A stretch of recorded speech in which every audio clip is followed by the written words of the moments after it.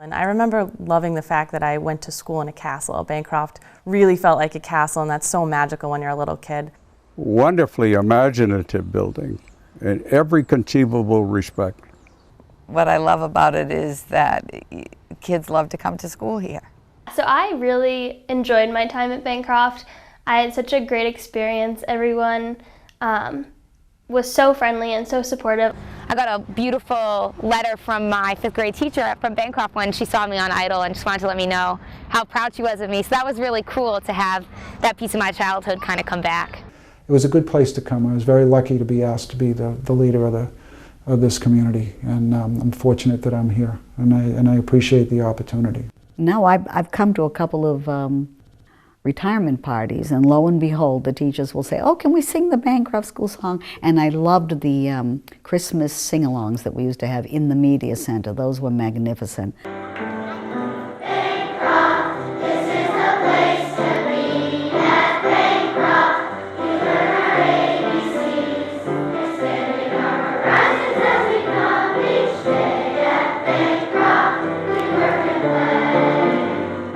For those of you who already know a little bit about Bancroft, I think most of us can agree that Bancroft is a unique school with its history and traditions.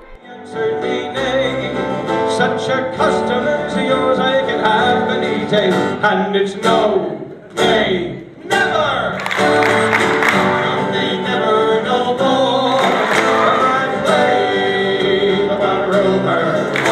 No, never, no more.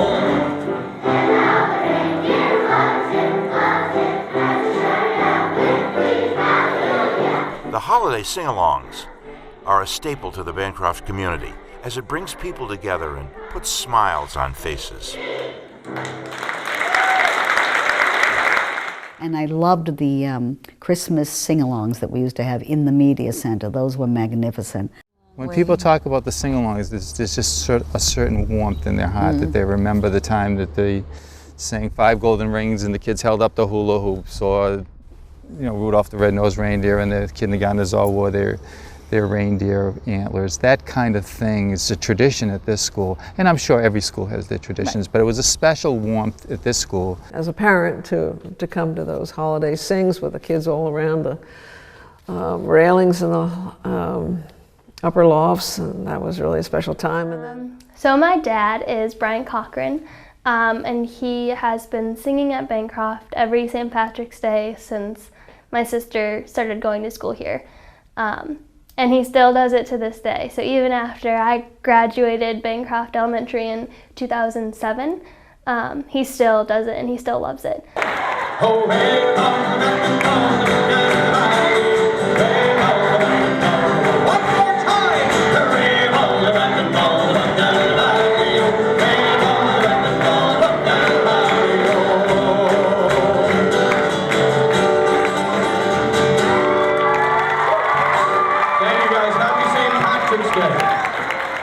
I was actually really lucky enough to come back this year because I haven't been back and seen him do a sing-along since I think I went to school here. So having it as my last year of high school and kind of going off to college and starting this new adventure, it was nice to come back to like my roots and like my home really, because I grew up here. The other one of my favorites is the St. Patrick's Day sing-along with Brian Corcoran, and he actually started doing that at Shawsheen School, where his 2 daughters went, and then his both daughters came here to Bancroft after Shawsheen. So he started coming here for St. Patrick's Day with his dear friend he sings with, Ben, and who it's also his birthday on St. Patrick's Day, and the children really look forward to it. The whole school wears green, whether you're Irish or not, and he has his songs that he does, and the music teachers work on songs that she knows he will be singing with some of the younger students, and they really enjoy it. And again, that's another sing-along that's done in the Media Center. And thank you, boys and girls. You did a great job. Take a look around. Remember this. I told you to hold this memory close. You'll be telling people about this when you're older, and they'll go, I can't believe you were in a school like that. It's a great time. Look at all the the beautiful smiling faces that have learned this song over the years, I'm thrilled and happy. I was a music teacher here for a while, and I do miss singing and miss being with all of you. The Bancroft song began its tradition when their music specialist, Tula Sparagus, wrote the lyrics. So one time driving home, I was listening to this. It was an instrumental piece. It didn't have words, and I heard, you know, ba-bum, ba-da-ba-bum-bum, and I said, oh, Bancroft. And so I went home on my little computer and just started. I usually do the words first and then put the tune with it. I mean the tune first, but then I fit the words into it. So I wrote the Bancroft School song, and I came back and showed it to the principal and the faculty, and they said, oh, this is terrific, and so forth. So we taught it to the whole school. Of course, the younger children didn't have the words or anything. They just kind of learned it by absorbing it from hearing the older kids. And ever since then, and I believe it was 1996 when I actually composed this, so at least for the last 2 years while I was teaching, we used to sing the Bancroft School song at all the concerts, at all the assemblies. Bancroft, this is the place to be. At Bancroft, on that we must agree. As teachers, parents, school racers, we all prepare for Bancroft as a plan. Bancroft was not just a school, but a family. Students and staff spanning from all different ages have accumulated numerous stories over the years. These stories are what make Bancroft special. But I also liked going on field trips. You don't really do that in middle school and high school, and it wasn't only fun and like, oh, to get out of the classroom, we don't have work, but you learned a lot. They were always related to your studies. Like I remember going to Sturbridge Village and going to visit the butterflies, and we just had like caterpillars and we watched them grow. And then my favorite Bancroft memory was playing gym hockey and scoring a goal. I was here from 78 through 87, teaching special education. And then Dave and I were married. We met here. We were married in 1985. And we have two beautiful daughters who were born in 87 and 89. I also taught at Shawsheen School when they were little. And then again, we all got transferred around, and I came back here in 1991. Mary French at the time said, no, we want you to go to Bancroft. And so I said, all right, Mary, for a year, but if I don't like it, I'm going to go back to West. So I came for a year, and I came, the first time I came, there were no kids in the building. And I walked in, and it was dreary and gray, and I was like, oh my gosh, what did I come to? And that was without any children. And the next day, I stood in the same place in the loft by the music room, and the children were in there, all the adults were walking around, and it was busy and happy. And from that moment on, I loved it, and just that's where I always wanted to be. The first time I ever went in the old Bancroft was the first time I went to kindergarten registration as a parent. And I took a tour, and I was really horrified. And I went home, and my husband said, "What is the matter?" And I said, "That school looks like somebody's unfinished basement." And it really did, because it had the exposed pipes and the kind of makeshift quality and the unfinished look and not a lot of natural light. It kind of feels like a basement on the lower level. And what I didn't realize then, but I really came to learn, was that all of those qualities that I reacted to so negatively at the beginning were the very things that made it such a family place. It just felt like your home. Another thing that I remember very fondly was that we would take every kid, and if they couldn't ride a bike by the second grade, we would teach them to ride a bicycle. If they were in the fourth grade and they didn't know how to swim, we'd take them to a swim program. There was a real feeling of family. It wasn't just about just paper and pencil. It was about many things. And it was just a nice feeling. But the thing that gives me the most satisfaction about the Bancroft School is the hundreds. I don't know how many children have gone to their school in 40 some odd years, but they had the experience of their life. I remember the principal of Bancroft taught me the meaning of the word empathy. He taught the whole class, the whole fifth grade that. And I had never really heard that word before, and I thought it was really important that those were the kind of lessons that were being taught to students when we're so infiltrated with other kind of messages from mainstream media all the time. I remember one kid, fairly bright fourth grader, but did not like himself at all.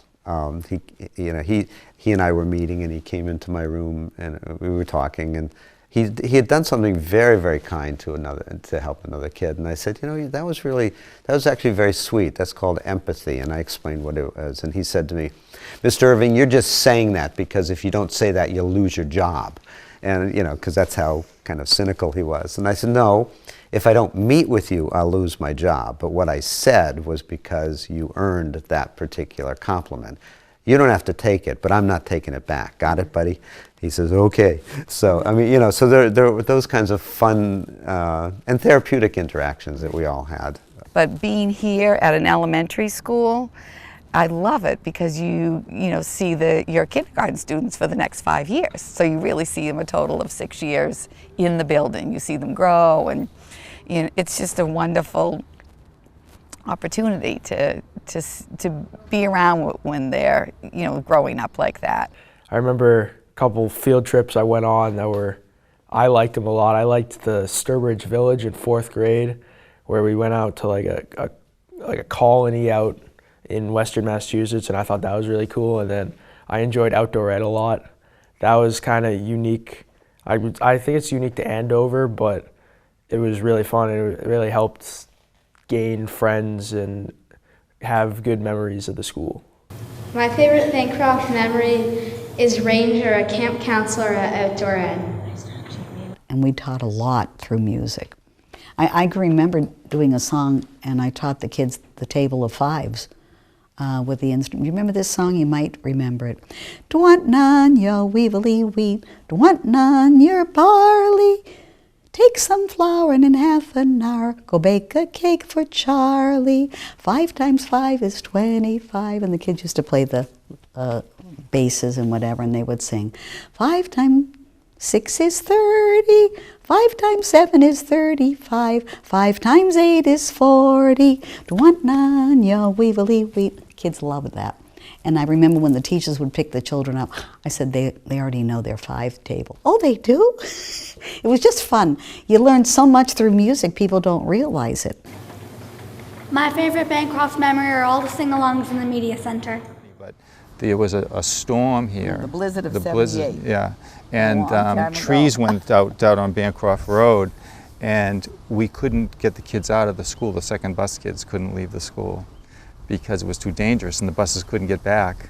And we had to hike kids down to 28, and parents would call up if they had a Land Rover or something, and would ask permission if they could take them home. There were no cell phones then, so you have to figure there was no cell phones. There were trees that blocked off Bancroft Road. There was no West Knoll Road to get up another way. So we were here. We had about 200 kids here until 9 o'clock at night. And all we had to feed them it was a holiday weekend coming up, and we went to the cafeteria to raid it to just try and get any food to feed the kids, and all there was cheese. No electricity. I'll never forget. We're just giving them cheese. Yeah, some more cheese. But the kids were nervous. We lost electricity, and we were all huddled in the hallway and telling them the stories and singing songs. Some of the kids who went through that have fond memories. And the superintendent came. He was very appreciative of all the people, who stayed to help. And the principal at that time sent all the teachers who lived far away home, earlier, so they could get out, because the traffic was the road conditions were really very poor. And so some of us who lived close by. Or were single. Or were single, right? Didn't have children to get home to. We stayed with the children who were still here. It was neat to have them have the same, I guess, elementary school experience as I did, And it was kind of neat because it asked me questions sometimes, like, was it like that? I mean, I can't think of one off the top of my head, but I do remember, sharing memories with them, like. Did they always have those big doors, the castle doors? Yeah, they did. They used to close. Did they ever close when you were there? Yeah, sometimes during like the father-daughter dance, they'd close them so no one could go up there. Yeah. Yeah, so no, they did. They I had was those. the last person to walk through those doors. That's right. It's a building in which I take an infinite amount of pride. Aside from being married for 63 years and having 6 kids and 12 grandchildren and 5 great-grandchildren, it is the most exciting thing that I was involved in. My favorite Bancroft memory was when my team became the 2014 gym hockey champions.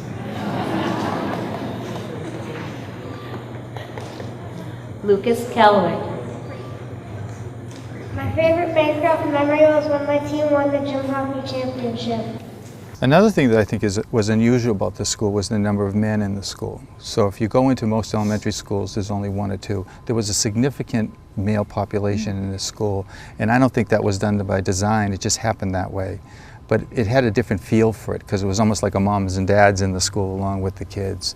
And everybody put their little stamp on it. I know that Mr. Gleason was a phys ed teacher here, and later Mr. Valley, and now Mr. Rex, who kept the street hockey competition that they used to have. Floor hockey was a big deal here. There's certain things like that that were held by those guys. And that was started 40 some odd years ago by Jack Gleason. And this year when they were closing the gym and having the final floor hockey tournament, Mr. Rex, one of the physical education teachers along with Trish Graham, invited Jack Gleason, who started the floor hockey tournament, back to drop the final puck. Yeah, it's kind of funny now because I'm really good friends with Mr. Rex's daughter. So now I see him all the time, and we still to this day like talk about the gym hockey tournament my team won in 5th grade. You know, I can remember working as a volunteer in the media center, and a teacher coming through, Miss Cho, who was my son's teacher in 2nd grade, coming through and just happening to see me and saying, oh, you know, I've got a great idea. Let's make, I'm thinking of making paper mache sombreros for Cinco de Mayo with the kids. You know, would you want to help? And I said, sure. And, you know, the next day we were doing it, and it was a blast. And it's just that kind of spontaneity that, you know, that's just one story, but it played itself out thousands of times in thousands of ways with thousands of parents over the years. And it really made Bancroft just a really close community. One time, one of the superintendents, I don't remember if it was Dick Neal or Ken Seaford, one of the superintendents was coming around with Lois Haslam when she was the principal. And the music room had 2 doors. And they walked past this one, but this door, the door to my right, let's say when I was looking at the blackboard, was not, you couldn't see it from the hallway, but you could see this door. And they stood in the doorway because I was doing a unit with the 2nd grades, and it was in the fall, and it was about leaves falling. It was a frog and toad story. I can't remember the tune, but I didn't have enough instruments for everyone, and some of the children had to be leaves, and they were rolling on the ground because Toad was raking and saying something. I forgot how the song went. It's a beautiful day today. My heart is full of wanting to help my friend in any way. It's a beautiful day today. So he was raking all the leaves into a big pile. So these little 2nd grade kids had to, you know how silly they can get. They were in a big pile, and then I would say, rake them the other way so they'll go back. And the superintendent and Lois are standing there, what is she doing? Then we put the whole thing together because they were just practicing when they walked by. And I said, wait. I made them stand to the side and we did the whole thing. We sang the poem, we did the song, we did the actions, we had the instrumentation. And they were standing there really with their mouth open. And I said, you're going to take away this beautiful room from me, which they did, they had to, because they were getting crowded. But Lois brought him around to see, oh, you can use the music room as a classroom. But I wanted him to see what I could do with the children with that beautiful space I had. They still took it away from me the following year. You can tell Bancroft has a close community and is made up of strong bonds after hearing stories from students and staff. This existed even as far back as 1984, when Lois Haslam was the Bancroft principal. How do you feel about Mrs. Haslam going away? I don't want to see one smile. As I mentioned, Lois Haslam was, I just thought she was a terrific principal, and she did a wonderful job at the school, and she had a lot of character. And when she left Bancroft, she actually took a job as assistant superintendent down in our central office here in Andover. And when she left, we had a big celebration about that, and we had the Lois Haslam Day. And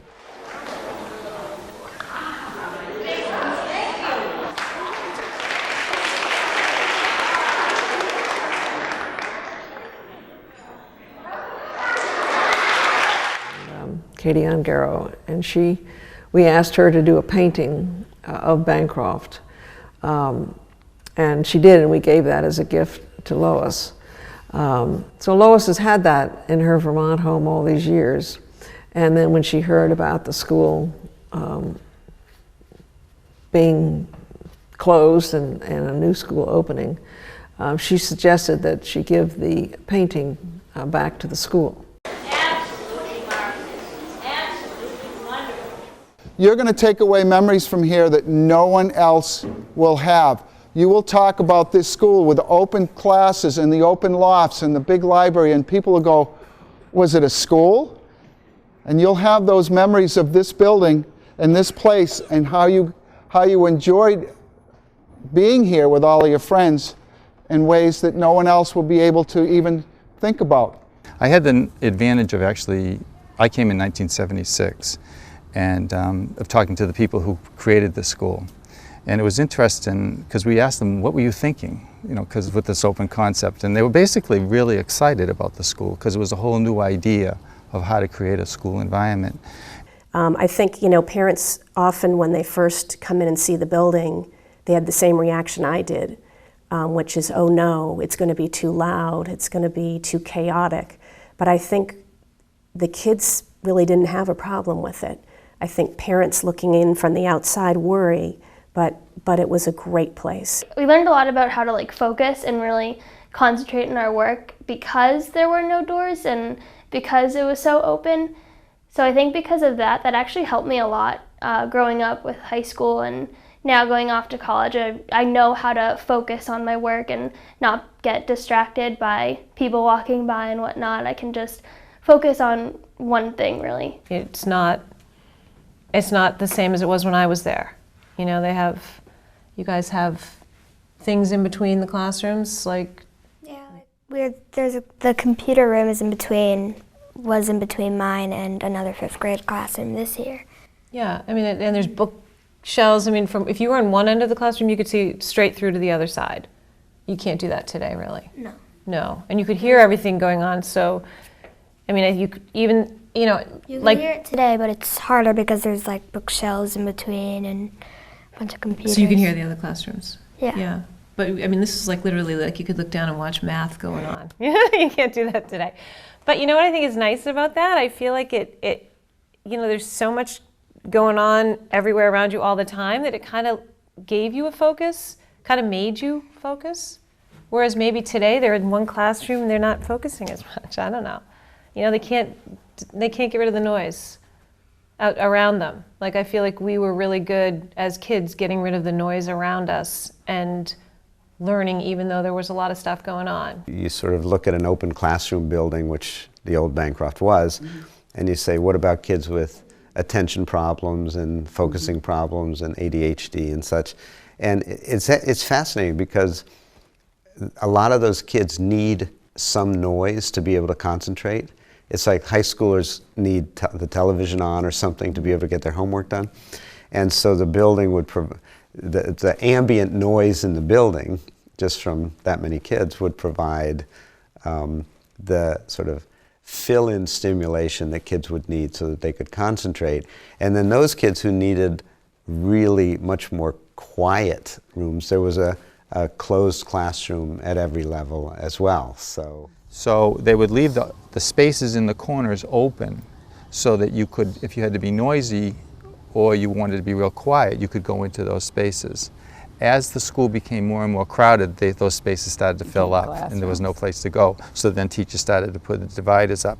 But the original design of the school worked pretty well when there weren't that many kids in it. Right. At one point, we were up to 600 plus children, and at that point, it was a little packed. So the lofts had 3 classrooms in them as opposed to 2, like one on each end.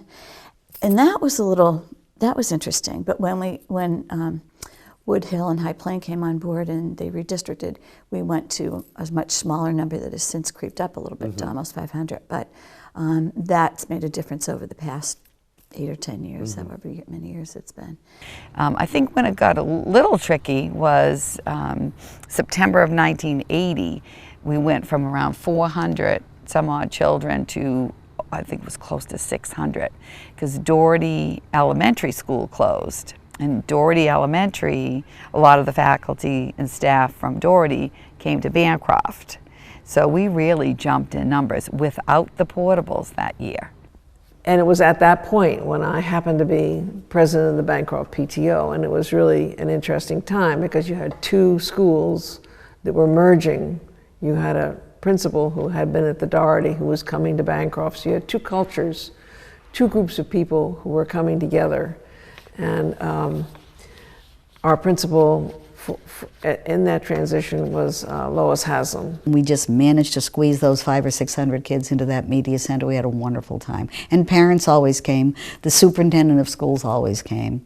Because no other school had that open concept where they could just come in and, you know, up that little ramp and just stand right by the piano there or whatever.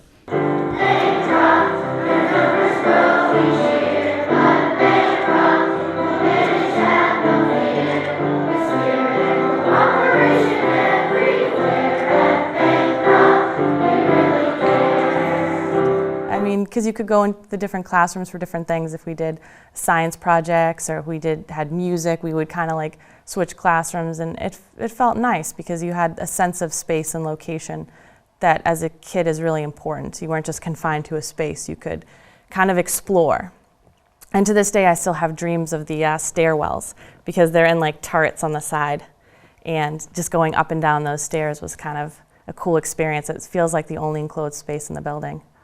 It felt like a place where you were going to run into everyone and you were going to see people flowing around and going in and out. It wasn't like a tomb with little separate classrooms where everybody's going to look up when a door opens.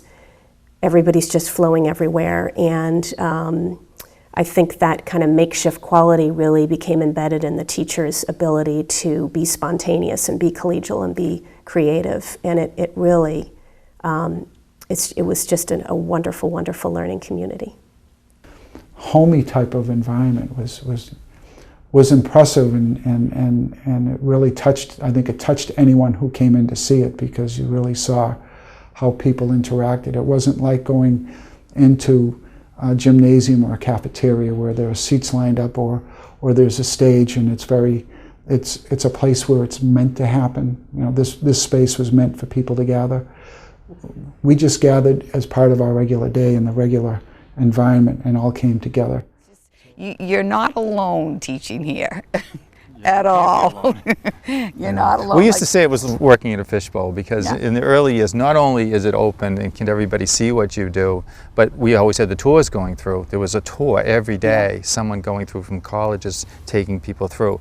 Even to the point where the student-teacher placements, they would even house a professor from the college in our building just to make sure that they could watch all their student-teachers. So it was on such a fishbowl, a goldfish bowl we used to talk about being in. But you know, after a while you would just go on with your day forgetting that people were watching you. You just got used to it. Right. And so all of us who worked it for a long time almost didn't even see the people after a while, because you couldn't be stopping to introduce people. They would just be peeking around corners and stuff. So it was just the way we had to teach. It was very open, extremely open. For example, in my position, I could walk either by a classroom or into a classroom without having to actually open a door and become obvious. So I could sort of drift in, check on a kid who looked like he might be having some difficulty or about to disintegrate or whatever, and say, hey, let's go out in the hall and chat for a minute. And so it would be much less obvious than if you had, you know, doors and walls. It was interesting to be able to walk down the halls and look in and without being intrusive or even interrupting, if the child was looking your way, you could give them a wave and they'd wave back and they'd go back to class, which in a traditional type of school, of course, you have to walk into the room and make yourself known. And I think as much as there was problems with open concepts, and the experiment, the Great California experiment about having an open concept really didn't work, I think for many years here it did, and there was a nice family feeling. Also, that physical environment lends itself over there to in the old building to kind of a cocoon and an open setting, and a lot of communication around kids all the time, and people seeing things, and you know, the travel, the voice travel. So if somebody's having a hard time, the whole building knows about it. But the good part about that is that everybody says, well, how's so-and-so doing? Anything we can do to help. So it doesn't become just one teacher's concern, it's everybody's concern. So it really has led to very much a family, but very much everyone communicating about the children. And we're hoping that that comes over here too. So I asked the teachers, how, you must be happy with the idea of moving into a traditional school with no with walls, coming from a school with no walls. And the answer came back, and I wasn't expecting this, no, we don't know that we're going to like it, we're not sure yet, because now if I need to talk to someone, they're right there, or I can look down and see other people. And that is a culture that was very prevalent in the old school. One thing I've really loved about the old library is just the way it's been like a kind of Grand Central Station in the old Bancroft, and people could always flow in and out because that was a way to get from one place to the next. It's almost like a giant corridor in the heart of the building. So even as a parent, when you'd come in and volunteer, you'd see teachers walking through and different classes going through, and you just had a real sense of collegiality, and that you'd see people and they'd talk to you and you'd feel drawn into the learning community. So you know, we've kind of replicated that in the sense that there is this grand foyer that everybody will walk through, and hopefully we'll get the same kind of intermingling to some extent in the new building as we had in the old building. The town manager is responsible for all public building construction. The school committee developed educational specifications. They gave them to me. I hired the architect. Did you know, in 1970, Bancroft was the only school selected by the American Institute of Architects that presented an award for outstanding and original architecture to William D. Warner of Providence, Rhode Island. He'd never built a public school before Bancroft. He built a private school in East Providence, Rhode Island, that's a smaller version of the Bancroft school. We talk about that there was a moat outside. It was a real castle feel. A lot of those things they had to change because they didn't work so well in an elementary school. But the excitement of the pride of this town when this building came in was unbelievable. It was off the charts because they were going to do something new and exciting that no one had ever done before. And there was some failure with that, but there was some strengths with it too. Bancroft's architect, William Warner, died at age 83 in 2012. Many considered him to be a genius. But a guy that really had more talent in his little finger than I have in my entire body. Just a marvelously talented young man. My favorite Bancroft memory is playing with my friends on Dragon's Lair. And Dragon's Lair, the old playground, that was themed like the kids miss that. Castles. 1986, we built the very first Dragon's Lair. And that was a Bancroft community effort where they had, you know, teachers scrubbing tires, and it was just really fun. They had different grade levels working on different parts of it, getting ready to prepare it. And then we had the community of Bancroft parents and volunteers come and put that playground together. And it was, you know, so many children enjoyed many hours on that playground. It was really fun. The original one was over there where the new building was. And then we rebuilt that sometime later. We put a Dragon's Lair 2 up. I think they always talked about it being dangerous, but it really, it was pretty simple, you know? Just wood. Yeah. And it was like a castle, you know what I mean? It had like a drawbridge kind of thing. It had a drawbridge and like big swirly slides that were dark green to match that building. We used to joke and say, you know, it's really a building that should be built in Arizona. You know, we're in a dry heat that didn't, you know, doesn't have the wind and the rain, and there's been a lot of roof problems throughout the years. The granite blocks in this were a little bit more porous than regular granite, and the idea was that they had special sound absorption qualities. There was a little bit of pumice or whatever in the block. And I started in September of 1978. But what I do remember is, as the building became older and somewhat less stable, there was, during some of the heavy snowstorms, there would be scaffolding put up in the media center to support the roof to make sure. The buckets. Right. Oh my gosh, we've gone from buckets in the media center to 50. I mean, literally, there were times when there were 50 buckets. It's time now. It's time. It's time for a new building, because, you know, there was a lot of, the way the gutters were set up with drainage wasn't particularly good. There was a lot of problems with the wood, but at the same time, you made it work. We used to laugh because a lot of times it would be leaking, it would be tripping over buckets, and if you turned around to talk to a class that was following you in line, you know, you'd be tripping over buckets. At one time, they had to close the school and do a major fix-it, and they sent each grade to another elementary school for a period of time. It was in '79, I believe, the fall of '79. So there's been some problems with the physical plant, there's no question about it, and it's time. The leaks it was taking a while to fix them and find them. So what the teachers constructed was using plastic, sort of these troughs along the leaking part of the edge of their classrooms. They would empty into a trash bucket, a huge trash can. And so one weekend, I guess, something happened to the plumbing system and boiling hot water came down right on top of the risers. Luckily, all the instruments were away and no children were there. So when I walked in that Monday morning, I think it was, the custodian said, "Oh, you are lucky," he said, because when they found all these puddles, and it was hot water. And then I believe they changed the whole setup of the heating system afterwards, and they were in they looked like huge radiators in the back of the room, which was much better. It was time for that building to come to a close. You know, I think we did a nice job closing the building. There were a number of, over this winter time, we had 9 or 10 pipe breaks where it seemed to break for no reason. I think they were just getting old. The roof was leaking, which had been an ongoing problem for a lot of years, but it hadn't leaked the first year I was there. All of the utilities in the building, electric, water, sewer, they're color-coded pipes on the ceiling, so every child knows, hey, that's a sewer line. The green pipes in the ceiling carried electricity. All the red pipes carried the heating. I didn't know that. All the blue carried water. You know, so that it was almost designed to be kind of instructional. It was built so that there was very much a sense of being inside and together. The windows, I understand, were all designed so that they're half moon, so that there was a sense of continuity all the way around the school to give it that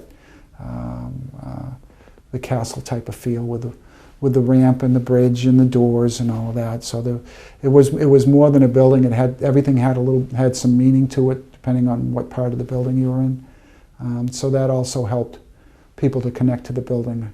2014 marked the last school year at the original Bancroft. Special events took place, including the time capsule assembly, 5th grade celebration, and the final assembly on the last day of school. It's from the great Winston Churchill, who once said, "We shape our buildings, and afterwards our buildings shape us." It's more than the building. It's the process. It's the people who are involved in it. And it's the parents who have enjoyed it. It's the children who have enjoyed it. The children who have benefited from it. The town had undertaken a space needs study, and they went around to every school in town and assessed what what the space issues were, and they prioritized which building needed the most help, and it was Bancroft. And primarily just because the lifespan of the building had kind of hit the end of the end of its run. And there were some pretty significant safety issues in the old building, which the town decided had to be addressed over and above any other school building. But there were a lot of issues with the building that just made it impractical to renovate it, and with the space that they have here, the beautiful plot of land, it made sense to just build another school right in the front yard, which is really where it was. This is not too far away from where the old Bancroft was. When there's a school building project in a town, the town manager appoints a building committee, and what he does is tries to get a group that's going to represent different kinds of experience: construction experience, furnishing experience, and educational experience. And by law, one of the members of the school building committee has to be a school committee member. And so I got chosen primarily because I had 3 children go through Bancroft, and I was very familiar with the Bancroft community and the old building, and just very in touch with it still. So it's been, 6 years of working on this new school and staying connected, therefore, with the old school while I do it. I will say that this group, the group that worked on this, that I've worked with, the school building committee, has just done an incredible job of working together, of working through problems. The school's incredible. It's a culmination of many ideas. There have been, obviously, within a construction project this large, there's been problems that have come up, but just to see how everyone worked together is really inspiring, and really makes you feel comfortable when you go into a meeting and you want to talk about some things, that you're going to come out of that meeting with a real solid answer that is meaningful. First of all, it addresses the needs of the kids, but it's also going to be sound decision as far as the whole scope of the project. So it's been great to work with these folks. We'd have regular meetings, and we were in charge of hiring an architect design firm, hiring the construction team, coming up with the plans, making decisions about how the roads would flow, the new road extension that we built. We had many, just hundreds of meetings with the community about all kinds of issues, whether it was what kinds of trees to plant and what trees would be saved and what kind of features we wanted in the new building. And we talked to kids, we talked to parents, we talked to all of the neighbors. We had forums about green design and what kinds of sustainability features the community was willing to support in the new building. So it was really kind of an epic process. We had to make a presentation to the town so that the voters had an opportunity to decide whether they were willing to pay for this new school. We had to pitch the concept to them. We had to get the votes out, both at town meeting and then subsequently at a ballot box. So it's been really exciting. As the principal of the old school, moving into the new school has been a lot of work to do, and it's really taken a lot of time. And I'm glad I had the previous experience, but it's a rewarding experience now that we're sitting in the new school and starting to enjoy, at least in the summertime before the kids get in here, and enjoy what we're seeing and learning about the new schools, seeing the teachers coming in and being excited as they set up the classrooms. I'm sure as the walls go down in this building, there'll be new traditions at that new school, and I think that will live on. But I do believe this was unique, and partly it was the setting, the way it was set up with that open deal in the middle of the school that you ended up learning very quickly as a teacher to take care of everybody, not just your own kids. We learned pretty quickly that if you're going to use money from the state in your school building project, they're not going to allow you to replicate the old building. The open concept was something that was current in the 60s, and it's done less and less often. But more importantly, just the way the old Bancroft was constructed, with no steel and basically wood and cinder blocks. that wasn't something we could do anymore. It wasn't going to meet code. It wasn't going to meet the approval of the state. So we had to go in a different direction. We weren't going to be able to replicate it, but it was really important to us to draw in those important pieces of what made the old school so great and work so well as a learning community. So you saw the 5th grade teachers if you were in 1st grade. You saw the specialists, and it really created a sense of warmth and togetherness that I think will be hard to duplicate in a building such as this. We've already had some conversations with teachers about how we're going to continue that type of culture here, and we've had a committee together to come up with ideas and plan some events, and so the teachers realized what they had there and really respected the fact that they were a close community and are already working to make this building have that same feel. Everybody wanted to have a space in the new building where everybody, kids, parents, teachers, could all come together, because that's what we do every year with the Christmas sing-along. So we devised a way of doing that by having a cafeteria and a gymnasium that adjoin each other, and there's a movable wall that separates the two spaces, but it can be opened so that you have a giant cavernous space that everybody can come together. Even though there's a lot of memories here, at the same time I'm really happy that we have a new, safe building and we don't have to question it. Now that we're at the point where the old building is going to have to be taken down, the amount of emotion that's come forth from the community, and how many people, hundreds of people who have come to take one last look at the old school, and who've asked for mementos from the old school, and who've told stories about the old school. It's really, I think, remarkable, and it's been very moving to see just how deeply, deeply Andover cares about this place. And it's really just been an honor to be part of the transition from the old to new, which unfortunately has to happen. But never has there been a school more beloved than the old Bancroft. I'm convinced of it. The sadness with the building going down is felt by a lot of old-time folks who have been there for quite a while, because a lot of their relationships are based on how that building was structured. It's sad for me to see the old building come down, because there were some traditions that you really got involved in very quickly. I'm saddened by its being demolished, but it was around for almost 50 years. I'll settle for that. On the last day of school here, we got the kids involved with, the building had been emptied a lot because we were getting ready to move and the building had been packed. We brought all the kids into the media center, which is where a lot of our yearly traditional events go on, the sing-alongs and things like that. And we had our last assembly there, and then we walked out the front door, and we walked out into the bus loop. 5th grades went last, so they were the last full 6-year students that were in the school, and they went out, and we had an assembly in the bus loop, which is actually going to be the bus loop of the current school. And we randomly chose a kindergartner for a 2nd, 3rd, 4th, and 5th grade student. And they, along with Deb Nichols, who was retiring after starting in the old Bancroft in 1976, all rang the bell for the last time to close the school. And then the buses came and the parents came and they all left the school. So once they got out, we rang the bell and the school was closed. The demolition comes in full swing.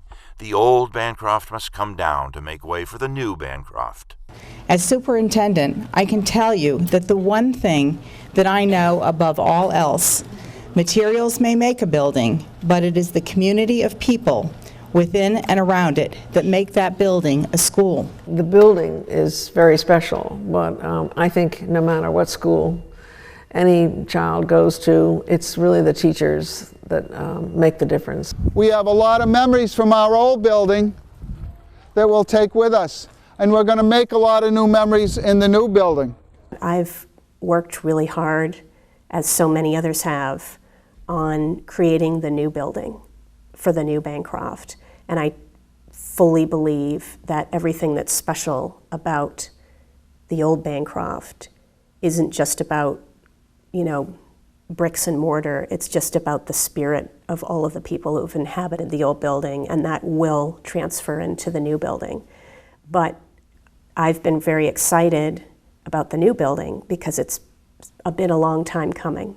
It saddens many to see the old Bancroft building go, which is more than understandable. If there was one thing we have learned from the whole experience, it's that none of the Bancroft stories and traditions died in the old building. They live on in people and in memories. Just as the Bancroft song ends, Bancroft, this is the place to be. Yes, Bancroft, we're ready. You can see, to meet every challenge and to do our best. At Bancroft, we find success.